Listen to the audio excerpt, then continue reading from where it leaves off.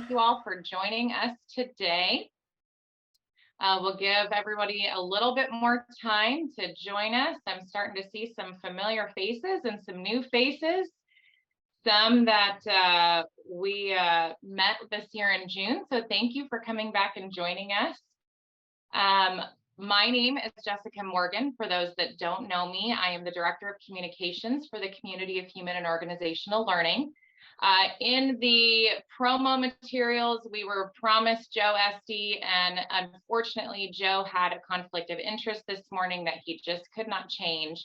So I'm kind of excited that I have a number saved in my phone, and when I called that number, this person actually picked up. So we are joined today by Brian Hughes. He is the president of Sologic. So those of you that don't know him, he is a fun person to get to know. So I think we've got a couple more people coming in from the waiting room, but today is really just a let's get pumped up for 2023. We have remarkable things coming for next year's conference. We're going to introduce to you the theme for next year. This is a little bit of what we're going to cover today. I've got a little highlight video for you guys.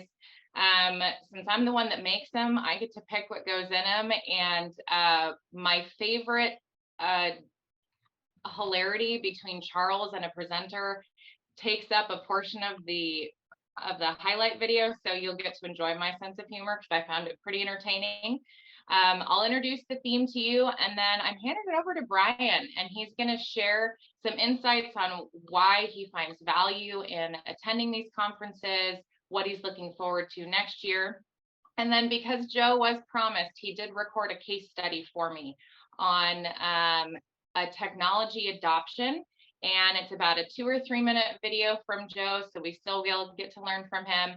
Then we'll talk about the conference location, and then last but not least, we're going to play a game, and one of you will get to win $100 off your ticket for the 2023 conference. So without further ado, let's take a look back to June of this year.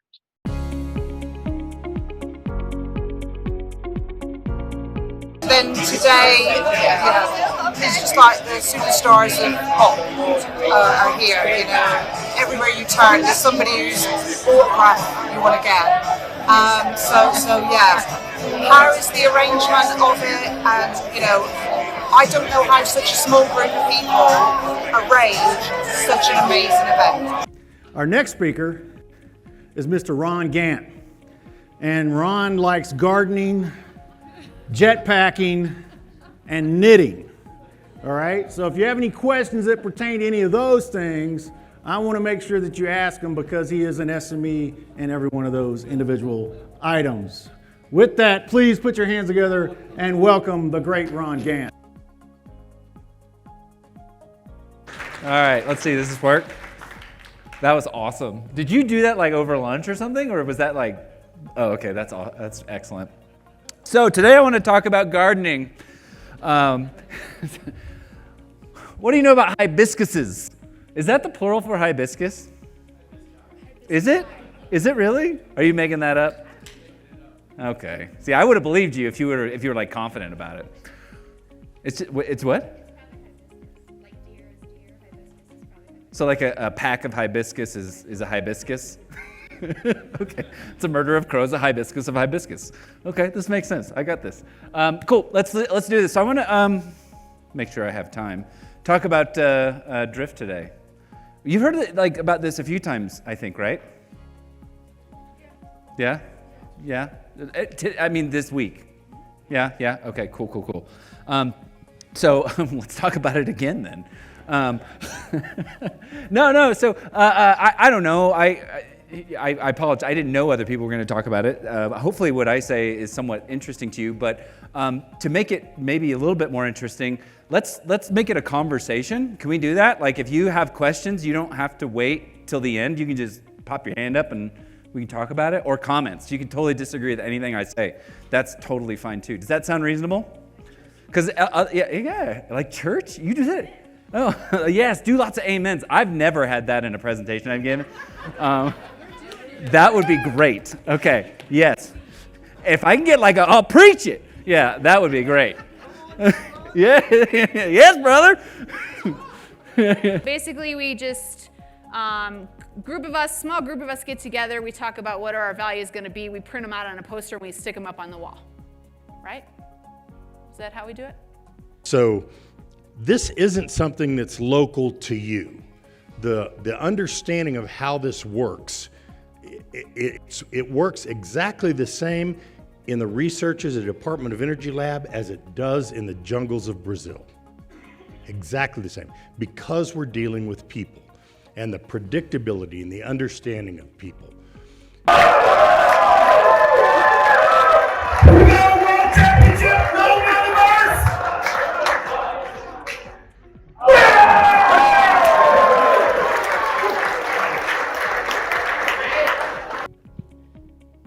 Reverend Boudreaux was the pastor at the local Cajun Baptist church, and Pastor Thibodeau was the pastor at the local Covenant church. Well, Boudreaux and Thibodeau were standing on the side of the road one day, pounding a sign into the ground that read, "The end is near. Turn yourself around, for it be too late." And as they were doing that, this guy drove by, he rolled down his window, and he started pounding his fist, and he said, "You religious nuts?" Well, a couple of minutes later, Boudreaux and Thibodeau, a loud screech and a crash. They looked at each other, and they said, "Do you think that the sign should have just said, bridge out?"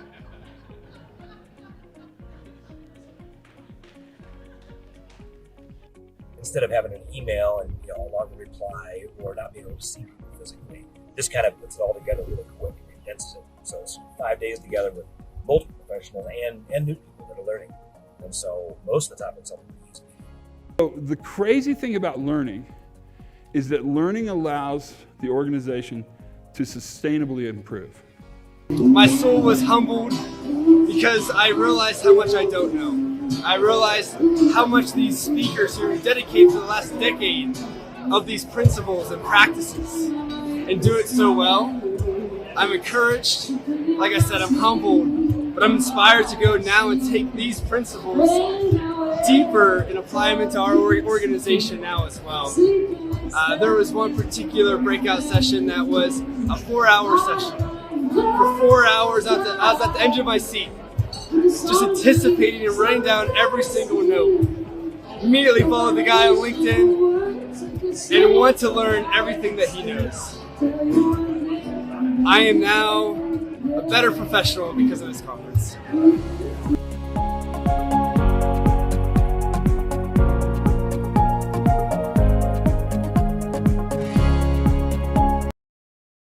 Well, thank you all for allowing me to share that little 5-minute video with you.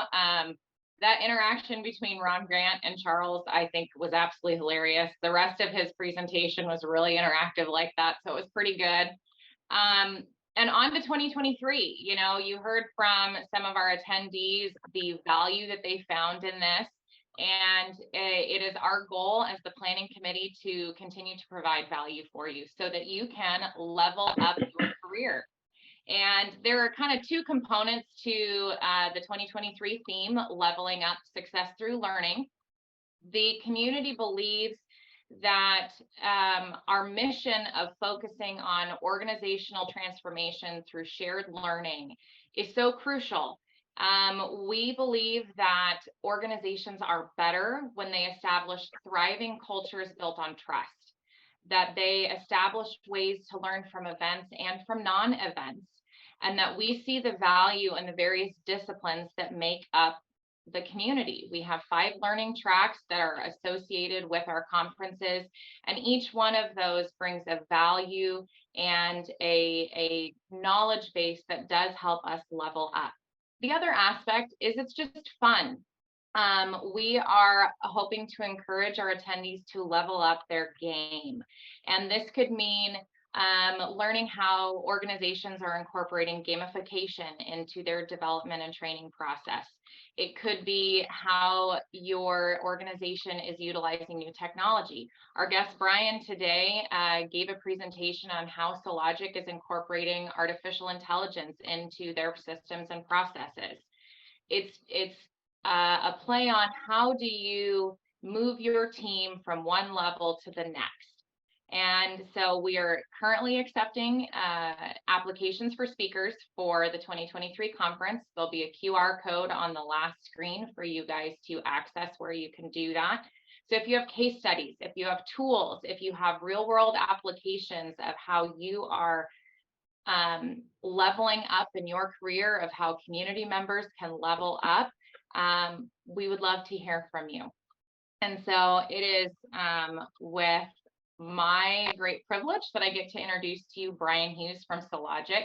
Thanks for filling in last minute for us, my friend, and I will turn it over to you. No problem. Look, I'm wearing the same shirt.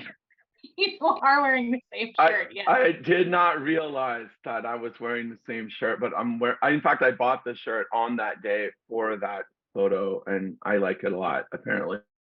So, but thanks for having me. I know you called me. You said that I was one of the numbers in your phone, and that's great. But I'm sure that you know, I'm going to do my best to fill those great big shoes that Joe would normally would occupy. So, and I've been I loved watching a highlight film too. You know, I seeing all those people. You know, put me right back there in Colorado over the summer, and it was a really fun time, and I'll talk a little bit about that.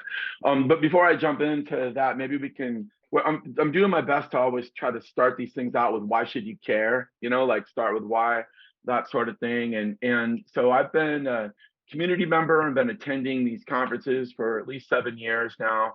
And I have found it extremely valuable from the very first time. And I also see a lot of opportunity in the community, you know, opportunity for us to grow together, for us to learn from each other, and to I guess continue to sort of like reach out and develop our tribe, for lack of a better term, because we all kind of come at this from a different angle. You know, I'm traditionally a root cause analysis person, but I've realized, and I kind of want to talk a little bit more about this once I dig in a little deeper, that what I'm doing is really not so different than what I'm hearing from somebody like Ron Gant, or from, I see LaRonda is on. Hey, LaRonda, it's so good to see your face. People like LaRonda, people like Bob Latino, people like Todd Conklin, et cetera, et cetera, et cetera, et cetera, that we're all kind of part of this larger sort of sphere, well, community, so to speak. And I like to be a part of it, and I like to contribute to it, and I like to learn from it and draw from it. And I think it's super, super important in that way. Can I share my screen for a sec, Jessica? I have one thing. I was doing a bunch of other stuff here too, so you guys, hopefully the right thing comes up. So we'll hope for it here. Oh yeah, there we go. You can see my screen now, right, Jess? Yeah, good. It's just one graphic, and I what I needed this graphic for was to kind of put everything into context. And what the way to look at this is to just sort of recognize that all of us are right here in the present moment, right here, right now. And in this present moment, it's the only time that we're able to do anything. It's the only time that we're able to take action is right here. The question is what should we be doing right now? And so, like, when I put who we are and where we are at the present moment, it allowed me then to sort of put the different members of the community, the different things that they bring. Like, I think of it kind of like a big potluck of, I know a little bit about this and I'm willing to share it. And well, you know, this other person knows a little bit about that and they're willing to share it, you know, and so what we're trying to do is make good decisions right now such that our future, which is always uncertain, but that includes happy face futures and frowny, unhappy face futures, potential futures, so that future is what we want it to be. And we do that by learning. We do that by using root cause analysis or learning teams to look at what happened before and putting what our experiences collectively together and learning from them to help us make better decisions. We look at it through, the kinds of ways in which we capture and visualize data and make decisions based upon as close as we can reality, as much as we can possibly model it. We look at ways of finding solutions, so to speak, or I guess transformations that are going to be more likely to generate the future that we want and help us avoid the future that we don't. And risk management plays a big role in this, because anytime we're looking forward, we're not dealing with certainty, we're dealing with uncertainty. But it's just how much of that uncertainty can we really manage, and can we manage with confidence? And so all of that is kind of the why behind, the reason why you might want to attend, is that you're going to meet people that live in all of these different areas. And the people that go year in and year out, and I hope that I am included in that. Well, I mean, I have been multiple years, but what I'm trying to do is go beyond my little zone of comfort, like, oh, I'm the root cause guy. Come to me for root cause stuff, and I'll tell you all about it. It's like, I'm finding that I don't have these boundaries anymore. That and in fact, the presentation that I'm hoping to share this next year, if it all lines up, is to talk about how we're really blurring those boundaries at Sologic, because our clients need it. I need to take what I'm learning from all these smart folks, and I need to share it, because we're kind of the point people. Our clients look to us to help them with these real life problems, to make their future less uncertain, to make their future, to add some certainty on the positive side of their futures. So we come out and we learn from the people that we meet at this conference, and we bring that back to them. And why that's so important, and this is sort of the big why behind all of it, is that we are in a world that is increasing in complexity at an advancing or accelerating pace. And we simply have to. We have to get better at solving problems, because we have more problems coming at us, and they're problems that we haven't seen before, and they're more impactful, and we know that they're out there, and we know that based upon what we learn. And I think learning is I think the learning part of the title for the community is extremely important. What we learn, how quickly we learn, and how we're able to transfer that learning into action that we take today. That's the kind of thing that we are absolutely going to have on a global scale, because it's just coming at us. We don't often see it. It's kind of a boiling of the frog, which is an ugly image. I know, kind of a boiling of the frog scenario here, where we may not realize what's happening. And it's not just organizationally, it's in other areas as well. That the world needs problem solvers more than ever right now. And frankly, this community is this community that we're talking about right here. They're the only ones that are doing this on the scale that I think that we need it. So I hope that puts everything into context. How am I doing on time, Jessica? Okay, so I have a couple of things. I prepared. No, I did. I mean, you think that I just am winging it, but I don't. Anyway. I did. Let's talk about some specific benefits, some of the what's that you get out of this. First, learning. I think that's pretty clear. I've been saying that for a couple of minutes now. I learned a ton. Oh my God, I learned a ton and you showed Ron Gant. Ron Gant blew my mind with that presentation, and not because I learned that the plural of hibiscus was hibiscus, right? Blew my mind, which is what he does every time I talk to him, by the way. And I try to talk to him several times a year because I just love it. He's just one of many. I don't want to go down the list of names, because I would worry that I would leave somebody out. But like that one dude from Tesla, I can't remember his name now, but I'm going to go look it up later. He said, yeah. He's one of that dude is sharp too, So you just learn from every single presentation. And you think, even if you don't agree with what's being said, you're in the process of learning, of processing. And then I think that's really important. But then it's really important to share that learning with the community, because it's that cycle that I think is so important. Because when you're, and it happens not just in the sessions. Jessica mentioned that it's fun, and it is. They're late nights if you want them. I see Bob Latino over there. I see Jessica. I see LaRonda. People that like that it's like midnight comes, and it's like, oh shoot, we probably should stop the learning for the day. Right? And learning takes many different forms and many different opportunities, but it's that processing and that sharing and a little bit of arguing respectfully, that allows us to sort of push this stuff forward. And you don't get to do that anywhere else but this place, right? And so I'm going to bring more Sologic folks this next year. I want my team to experience and contribute to this, because I think that it makes us stronger, and like builds the tribe, bigger than just me. It's not just me. We're not just an island. And I would never want anybody to think that people at Sologic, that we're holding ourselves forth as being the originator and the fountain of all knowledge, because it's certainly not the case, So it's that process of learning, of processing, and of putting it out into practice. Like, we're practitioners first and foremost. Like, we get our hands dirty. I have dents in my hard hat. I got dirt on my vest, and my boots are all scuffed up because I spend the time in the field with people that are at the sharp end of all of this, and putting all this stuff into practice, right? So the sharing thing is really important. So hopefully I'm kind of painting a picture. This is my picture, but hopefully I'm painting the picture of why I think it's important for us to invest in this. And I think that you ought to come, even if you lurk the first year. You're like, oh, I don't know, I'm just going to see how it goes.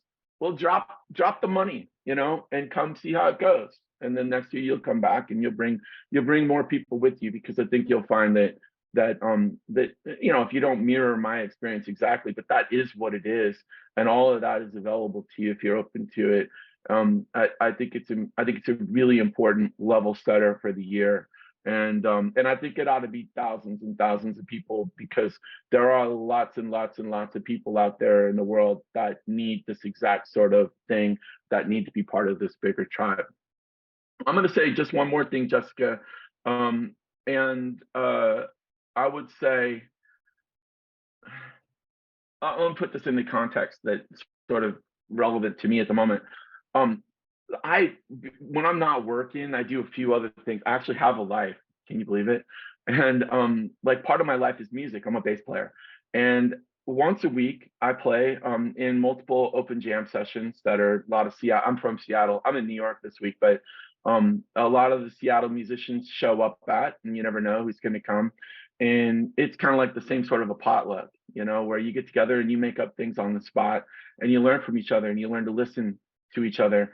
But it can be a little scary, because you're like, oh, those guys, those folks that are playing are so good. Or maybe I'm not that good, or maybe, I don't want them to judge me, or I don't want to hit a wrong note. I would just say that that's not possible at this conference, that you do have something to share. And that if you just sort of put yourself out there, what you're going to find is a supportive community, a community where it's safe to take a risk, where it's safe to be wrong, or to say something that you learned later. You're not going to say it again because you learned and changed. That it's a place where you've got a wealth of knowledge and experience already, and not being afraid to share that with this group. I think that everybody benefits from it, and what you'll find is that the community supports you, not only at the conference but afterwards on LinkedIn. I see a lot of names that are here in the webinar today. These are people that like support me when I put something out on LinkedIn, that support us when we're doing like a webinar or something like that. So I don't know. Hopefully this isn't all. I'm not just blowing sunshine in the wrong place. But this is truly, like, I'm speaking from the heart on this. It's a really important thing, and I think that you all will be better for it should you choose to participate. Thank you, Brian. That was wonderful. And I agree. Having attended an in-person conference for the first time. I'd attended our virtual conferences because of COVID, but it is a welcoming environment. And one point you didn't touch on is the variety of industry. This conference this last year, Bob, correct me if I'm wrong, we had the largest variety of industry that we've had. We had a huge healthcare contingent this year. We had, NASA was in the house for the first time.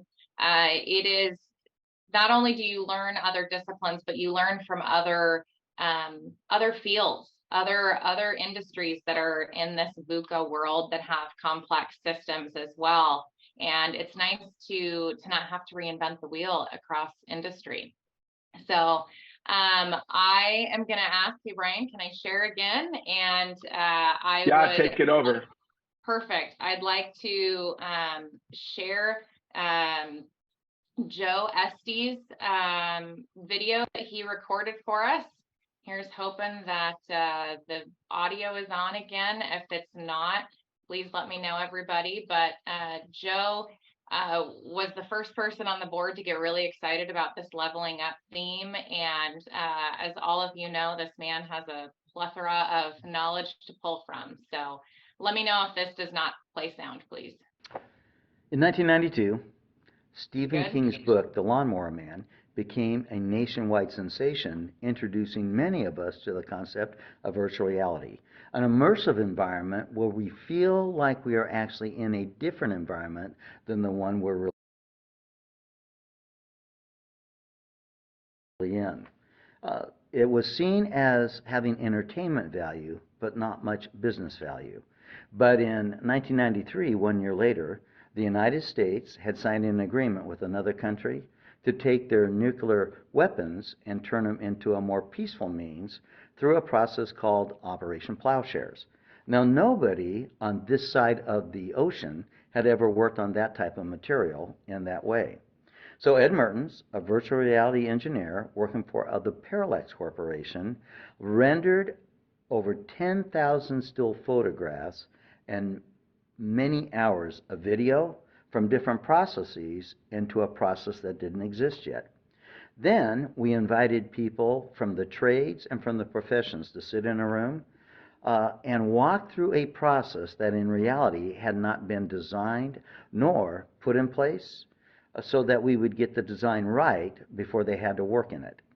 And using a virtual environment and crystal light glasses as well as transvision virtual reality systems, we had millwrights and pipe fitters and engineers and managers think through the way they would handle the material in order to get the desired outcome, and then we would make improvements along the way to the concept. So before the process ever went to print, we got it right. And the Department of Energy realized a cost savings, they believe, of $15 million by designing something in the virtual environment before they ever put what was designed in the real environment. You see, it's all about developing proficiency without harm.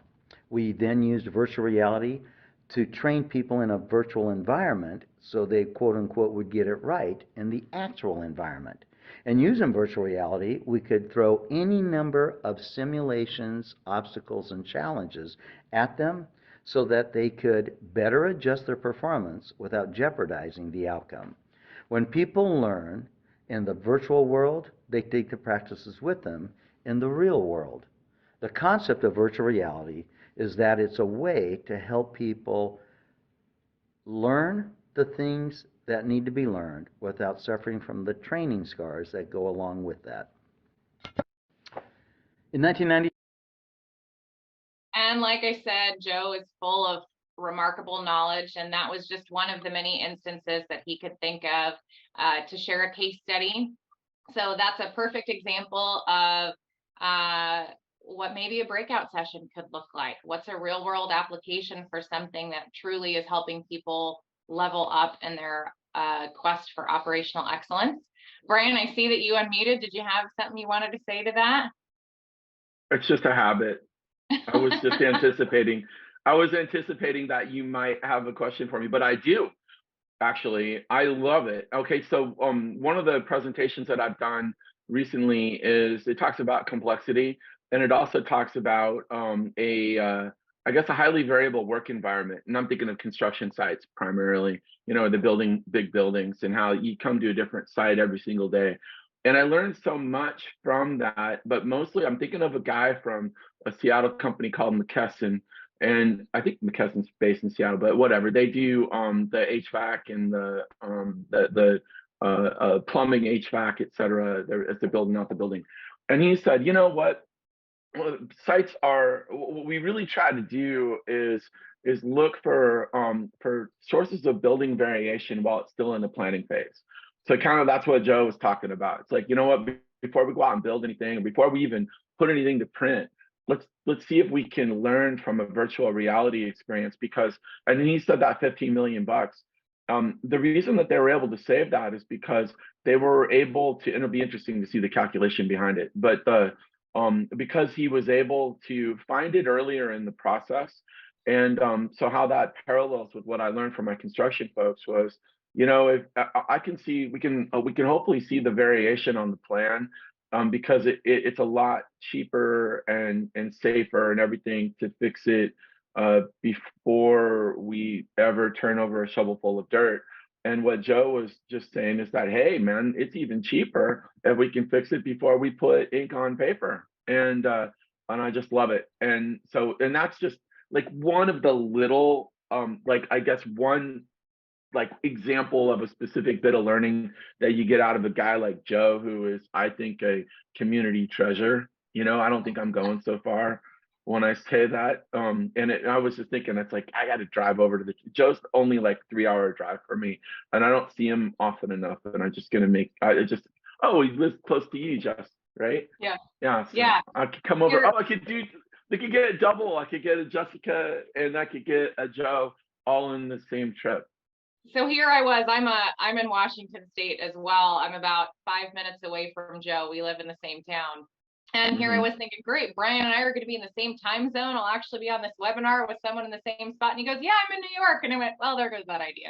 I'm in New York. Bob, I know. Bob, I think I'm going to bring you in. I am a little worried, though, that this story might give away one of the questions in our game coming up soon. But I think because of that, I'm going to let you. You chimed in and said you had something you wanted to share along these lines. So have at it. Well, now I'm scared. I don't know what the question is. I know you don't. The point I wanted to make was that when they I'm on the board 2 or 3 years now, but I think Brian, man, you came in around the same year, 2015 ish. And the attraction, I have an RCA along 30 some years in the RCA business, but the attraction to me was that RCA needs a public relations facelift, because oftentimes when people hear that term, it's just that those are the people that deal with broken parts. Okay, they find out why broken parts happen. And then there's another level of people that see RCA as a tool to go ahead and say blame somebody. And that's not the business that Brian and I are in. And we're the whole human performance side brought about that these failures aren't caused by poor decision makers, is that these poor decision makers are let down by poor systems. And that's what this conference brought to me, is that we are viewed as being dealing with only the physical sciences, but there's this whole world of social sciences out there that trigger and influence people's decisions.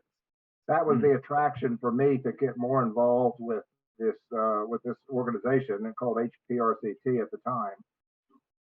So from that standpoint, I've learned an immense amount about incorporate. If you don't incorporate human and organizational performance principles into your RCA, I don't consider it as RCA. I consider if you're stopping short of that and you're blaming people or replacing parts, then you're missing the mark. And that's what this organization brought to the table for me. Enough for me to come onto the board, and they wanted to broaden their audience from not just the nuclear and safety communities, but they also wanted to bring in people from Brian and my world is going to be the maintenance and reliability community as well. Because the principles are not industry specific. it doesn't matter, as Jessica was saying, from the, we have healthcare, we have Tesla, we have chemical, we have nuclear.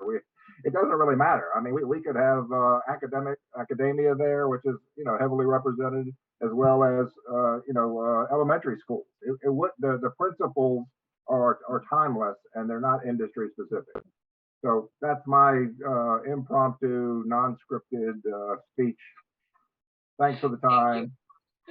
Thanks, Bob. I promised I would keep this webinar short, and so because I know we're all busy this holiday season, and if you hear stomping, I apologize. My kids are home from school and they're literally upstairs making lots of noise. So looking forward to 2023. We are going to be in Portsmouth, Virginia. We are staying at the Renaissance Portsmouth Norfolk Waterfront Hotel. The nearest airport is the Norfolk International Airport. Some things to do. I mean, look at this. Isn't that it's a beautiful location. I know that our planning committee looked at several locations over there, and we're excited to choose this location.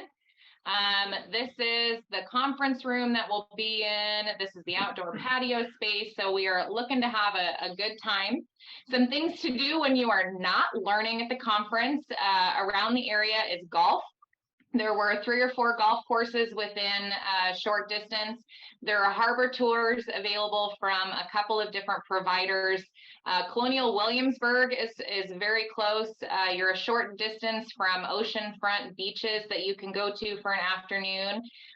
Nauticus, the National Maritime Center, is right there and open to the public. Old Town Portsmouth is within walking distance of our hotel. There's AAA baseball. Since it's in June, I'm probably going to see if there's a baseball game playing while we're there, because those that know me know I love baseball. We're close to the Waterside District, and there's actually horseback sightseeing, horseback riding. So for those of you that turn this into a family trip or extend your time for a day or two, there's lots to do around there. And now on to the fun part. As promised, one of you will have a chance to win $100 off your ticket. So you will need your cell phones for this. So this is an interactive game, one that you can thank my elementary age kids for. We are going to be using a site called Kahoot. So everybody get your cell phones out, and let me see if I can change my screen here without having to stop sharing. Forget it, it's not working. So let me stop sharing. I am going to pull up the website. So Kahoot is lots of fun. Let me share again here.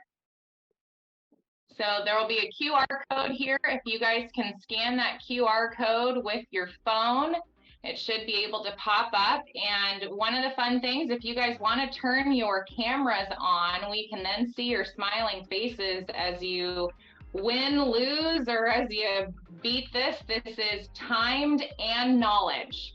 So there is. Can I play too? Yeah, go for it, Brian. Play. Okay. All right.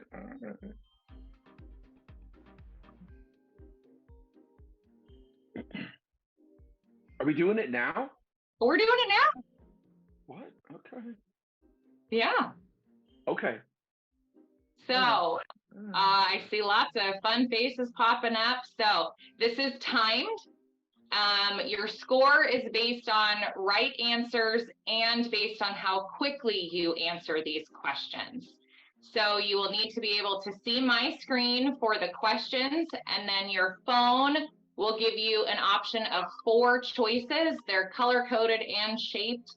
So it's, as I said, I learned about this from my elementary age kids. So this is lots of options in there. So I'll give you maybe 2 or 3 more minutes. We've got 21 people on the call, and I'll give you about 30 more seconds before we start. The questions are along the lines of leveling up. So this is meant to be quick and fun. So think video games. I don't know if that's a good thing or a bad thing for some of you, but that's the theme for some of this. All right, Tim, thanks for joining us. Jessica, is this virtual reality that Joe was talking about? Are we Are we fixing nuclear weapons and turning them into plowshares? You know, I don't know. There are some kind of community adjacent questions in this. I had lots of fun making this. My husband played it and he goes, with that question. He's like, yes, I know. And because it is timed, there won't be time to Google anything. So you have about 15 seconds per question here. All right, we've got 13 players. Anyone else want to start? Okay, I'm going to go ahead and hit start here.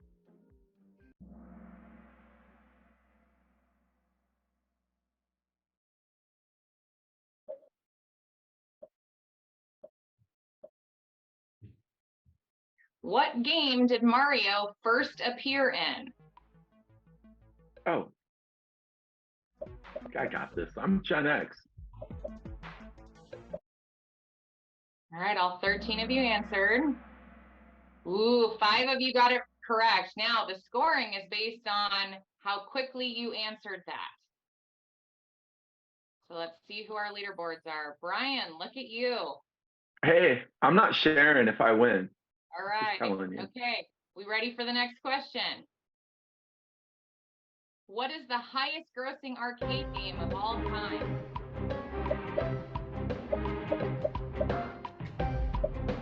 Oh, I think I got it wrong. Right. Pac-Man is the correct answer. And let's see who came up in the leaderboard. Congrats, Tim. Shannon, I like it. You guys are getting there. Next question. What legendary Eagles quarterback is on the cover of Madden 06?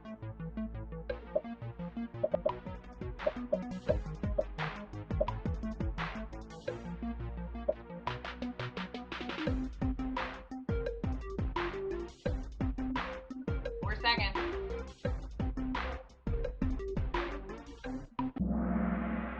All right, the correct answer is Donovan McNabb. Let's see what our leaderboard looks like.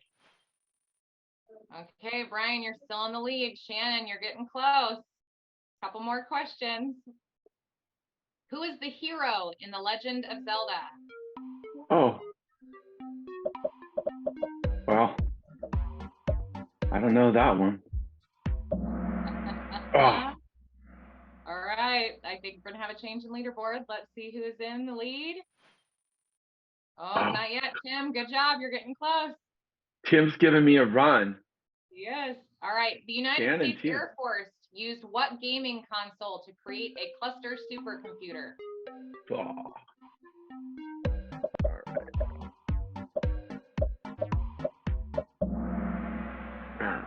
Only one of you got that right. It was the PlayStation 3. Woo, Jeff! Oh, Jeff! There. Good job. Out of nowhere. All right, next question.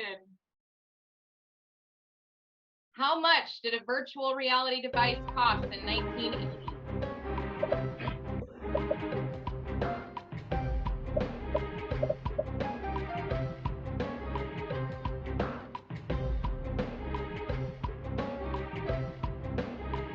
Seconds left. All right, it was $49,000 in 1980. So we've got a new leader. Tim is our leader. All right, we got a couple more questions. True or false?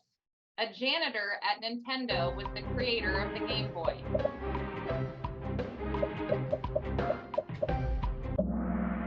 Was true, yes. The janitor came up with that. What does that say about their culture there? I kind of like that idea. Brian, you're back in the lead. By 10. Close game, everybody. What video game did the Marines use to improve tactical field exercises?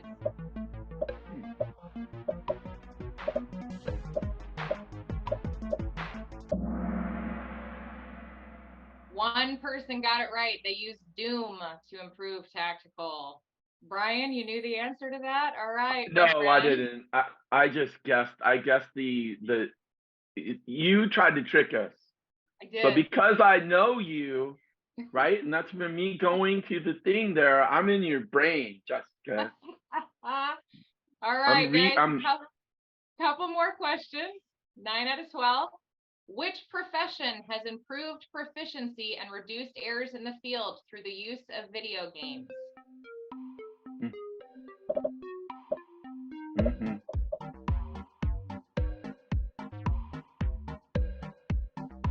9 seconds. The answer is surgeons. Very good. I learned that one from Joe Esty, so you all have him to thank for that question. Let's see what our leaderboard does. All right, Dan, you're making a run for it. Okay, we've got 2 more. What was the first industry to take their simulated practice and make it available to the public?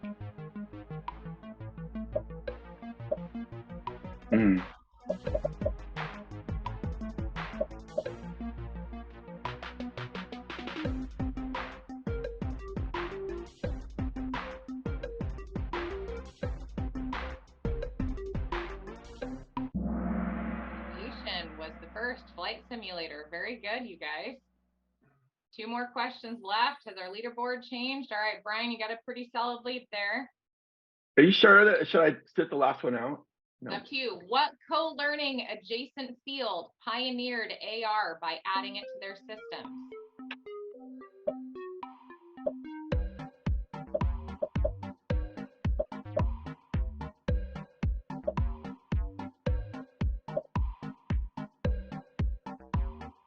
Seconds left.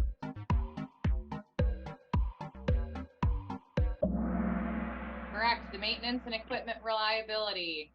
I learned a long time ago, read the question properly. So co-learning adjacent was the key there. So let's see what our leaderboard does. All right, Tim, you're close. Jim, you made a jump there. We've got 1 more question, I think. What is the best-selling video game of all time?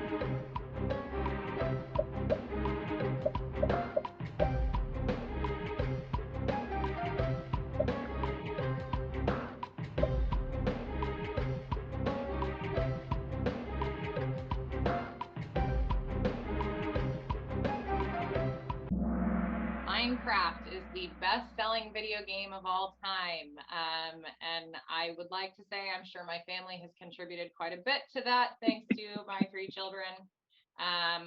It is kind of remarkable how much that has sold. So our 3rd place winner is Tim. Congratulations. 2nd place is Jimbo. Congratulations. And our 1st place winner would be Brian. Thank you all Yay. for playing with me. Runners up were Dan and Shannon. So I'm going to copy this link and put it into the chat box for bragging rights for whomever wants it. So thank you all for joining us. So Brian, you get $100 off your ticket for next June. Oh, hey, I'm gonna listen, Jessica. I'm gonna put that back into the pot. I'm gonna re-donate it, maybe to the next. Because how about you can allocate it to whomever you wish that you think is most deserving, because I don't think it's me. I think Bob, I'm you're happy a board member. Do I have permission to award it to Jimbo here as our $100 off winner? I don't know how all that stuff works in second motion, but yeah, I give you a second motion. That makes sense to me. Perfect. Since that, I will have to look through who our registrants are. Jimbo, if you could send me a private chat, I'll make sure that with your email address, I'll make sure that you get the coupon code for the $100 off ticket. And I'm going to throw up on the screen here one more time the QR code. Don't throw up on the screen, yeah, Jessica. I realized as soon as I said that was the wrong word choice there. Apologize for that. I knew Brian would say that. Here, I cannot say it. The presenter applications, that QR code will take you to the form to submit your presenter abstract. And then we are already selling tickets. Early bird ticket sales have begun. We actually have an attendee today who was, I believe, one of our first tickets sold for 2023. So thank you for joining us today, even though you already have your ticket. I'm going to leave these up here a couple more minutes so you guys can get them. But I want to thank you all for joining us on this late December day. I know it's a very busy time for everybody. On behalf of the community, I want to wish you all a very happy holiday season and a safe new year. And I'm available via email if anybody has any questions. And once again, thank you all for joining us today. It's been a lot of fun.